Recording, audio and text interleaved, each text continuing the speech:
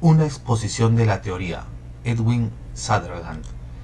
La explicación científica de un fenómeno puede ser expuesta ya sea en términos de los factores que están operando en el momento de la ocurrencia del fenómeno o en términos de los procesos que operaban en la historia anterior de ese fenómeno. En el primer caso, la explicación es mecanicista, en el segundo, histórica o genética. Ambas son utilizables. Los científicos en el campo de la física o de la biología están a favor del primero de estos métodos, y sería probablemente superior como una explicación del comportamiento delictivo. Sin embargo, los esfuerzos realizados para construir explicaciones del tipo mecanicista han sido notablemente infructuosos, en buena medida quizás porque han estado concentrados en tentativas de aislar patologías sociales y personales. El trabajo desde este punto de vista ha, al menos, resultado en la conclusión de que los factores inmediatos en el comportamiento delictivo residen en el complejo persona-situación.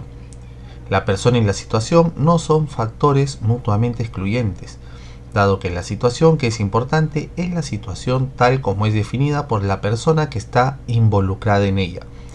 La predisposición y las inhibiciones al momento del comportamiento delictivo son, seguramente en buena medida, un producto de la historia anterior de la persona, pero la expresión de estas tendencias e inhibiciones es una reacción a la situación inmediata tal como es definida por la persona.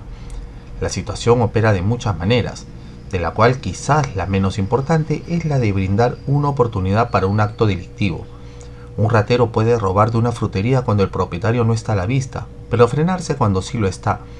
Un ladrón de bancos puede asaltar un banco que está mal protegido, pero no hacerlo si está cuidado por vigilantes y alarmas antirrobo. Una corporación que produce automóviles rara vez o nunca violará la regulación legal sobre alimentos y medicamentos puros, pero una empresa de empaquetado de carne violará esta ley con gran frecuencia. El segundo tipo de explicación del comportamiento delictivo es elaborado en términos de la experiencia de vida de una persona, y es una explicación histórica o genética de la conducta delictiva. En este caso, ciertamente, se asume que una situación será definida por una persona en términos de las inclinaciones y habilidades que ha adquirido hasta ese momento.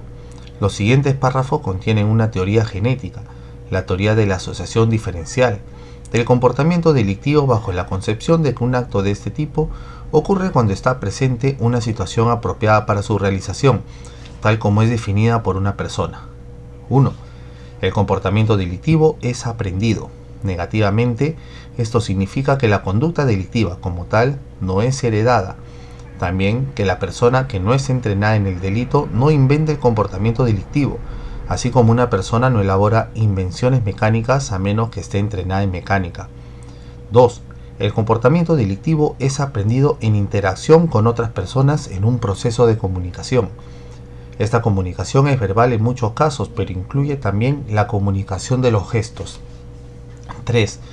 La parte principal del aprendizaje del comportamiento delictivo tiene lugar al interior de grupos personales íntimos. Negativamente, esto significa que las agencias impersonales de comunicación, como el cine y los periódicos, juegan un papel relativamente poco importante en la génesis de la conducta delictiva. 4. Cuando el comportamiento delictivo es aprendido, el aprendizaje incluye las técnicas de comisión del delito, que son algunas veces muy complicadas y otras muy simples. B. La dirección específica de los motivos, impulsos, racionalizaciones y actitudes. 5. La dirección específica de los motivos e impulsos es aprendida a partir de definiciones favorables y desfavorables a los códigos legales. En algunas sociedades, un individuo está rodeado de personas que invariablemente definen a los códigos legales como reglas que deben ser observadas, mientras que en otras está rodeada de personas cuyas definiciones son favorables a la violación de los códigos legales. En nuestra sociedad estadounidense, estas definiciones se encuentran casi siempre entremezcladas y en consecuencia tenemos un conflicto cultural en relación con los códigos legales. 6. Una persona deviene delincuente a causa de un exceso de definiciones favorables a la violación del derecho por sobre definiciones desfavorables a la violación del derecho. Este es el principio de la asociación diferencial. Se refiere tanto a asociaciones a favor como en contra del delito, y tiene que ver con fuerzas que actúan en oposición unas con otras. Cuando las personas se vuelven delincuentes, lo hacen a causa de contactos con modelos delictivos y también a causa del aislamiento con relación a patrones antidelictivos. Cualquier persona, inevitablemente, asimila la cultura circundante a menos que existan otros patrones que estén en conflicto con ella.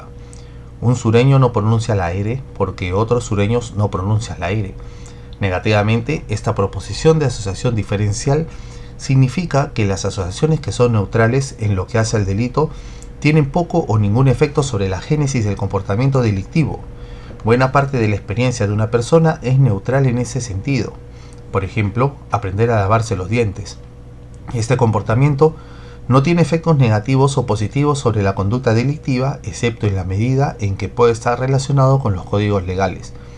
Esta conducta neutral es importante especialmente porque ocupa el tiempo de un niño de manera tal que no esté en contacto con comportamientos delictivos durante el tiempo en que está involucrado en un comportamiento neutral. 7. Las asociaciones diferenciales pueden variar en frecuencia, duración, prioridad e intensidad. Esto significa que las asociaciones con comportamientos delictivos y también las asociaciones con comportamientos antidelictivos varían en estos puntos.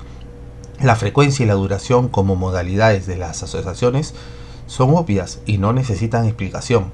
La prioridad es considerada importante en el sentido de que el comportamiento respetuoso del derecho desarrollado en la primera infancia puede persistir a lo largo de la vida, y también que el comportamiento delictivo desarrollado en esa etapa puede persistir a lo largo de la vida. Esta tendencia, sin embargo, no ha sido adecuadamente demostrada, y la prioridad parece ser importante principalmente a través de su influencia selectiva. La intensidad no está definida precisamente, pero tiene que ver con cosas tales como el prestigio de la fuente de un patrón delictivo o antidelictivo, y con las reacciones emocionales relacionadas con las asociaciones. En una descripción precisa de la conducta delictiva de una persona, estas modalidades serían expresadas de una forma cuantitativa y se alcanzaría una proporción matemática. Una fórmula en ese sentido no ha sido desarrollada, y su desarrollo sería extremadamente difícil. 8. El proceso de aprendizaje del comportamiento delictivo por asociación con patrones delictivos y antidelictivos involucra todos los mecanismos que están involucrados en cualquier otro aprendizaje. Negativamente, esto significa que el aprendizaje del comportamiento delictivo no se restringe al proceso de imitación. Una persona que es seducida, por ejemplo, aprende el comportamiento delictivo por asociación, pero este proceso no podría ser comúnmente descrito como imitación. 9. Aunque el comportamiento delictivo es una expresión de necesidades y valores generales, no es explicado por esas necesidades y valores generales, dado que la conducta no delictiva es una expresión de las mismas necesidades y valores. Los ladrones, por lo general, roban para ganar dinero, pero también los trabajadores honestos desarrollan su actividad para ganarlo. Los intentos de muchos autores de explicar el comportamiento delictivo por referencia a impulsos y valores generales, tales como el principio de felicidad, la consecución de estatus social, motivos vinculados con el dinero o la frustración, han sido y continuarán necesariamente siendo fútiles, dado que explican la conducta respetuosa del derecho tan completamente como explican el comportamiento delictivo. Son similares a la respiración, que es necesaria para cualquier comportamiento, pero no diferencia la conducta delictiva de la antidelictiva. No es necesario en ese nivel de discusión explicar por qué una persona tiene las asociaciones que tiene. Ciertamente, esto involucra un complejo de muchos elementos.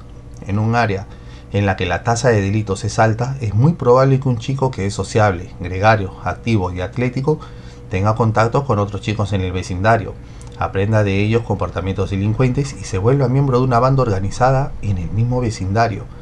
Un chico con rasgos psicopáticos que sea solitario, introvertido e inactivo puede quedarse en su casa, no vincularse con los otros chicos en el vecindario y no volverse delincuente. En otra situación, el joven sociable, atlético y agresivo puede hacerse miembro de un grupo de Boy Scouts y no involucrarse en conductas delictivas. Las asociaciones de una persona están determinadas en un contexto general de organización social. Un niño es por lo común criado en una familia.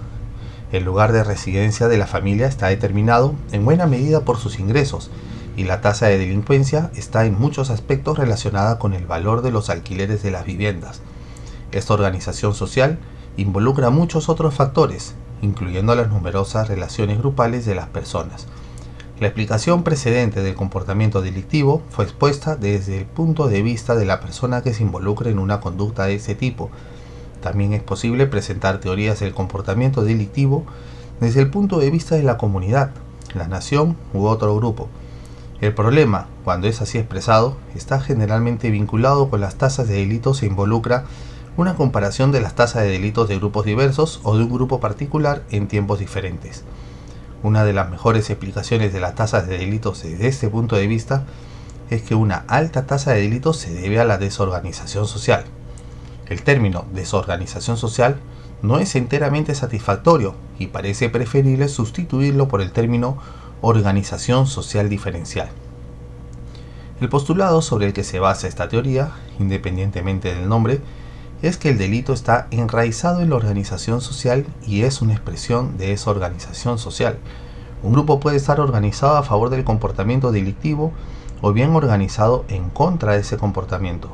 La mayoría de las comunidades están organizadas a favor tanto de conductas delictivas como antidelictivas, y en ese sentido, la tasa de delitos es una expresión de la organización grupal diferencial. La organización grupal diferencial como explicación de una tasa de delitos debe ser coherente con la explicación del comportamiento delictivo de la persona, dado que la tasa de delitos es una expresión resumida de la cantidad de personas en el grupo que comete delitos y la frecuencia con la que los comete.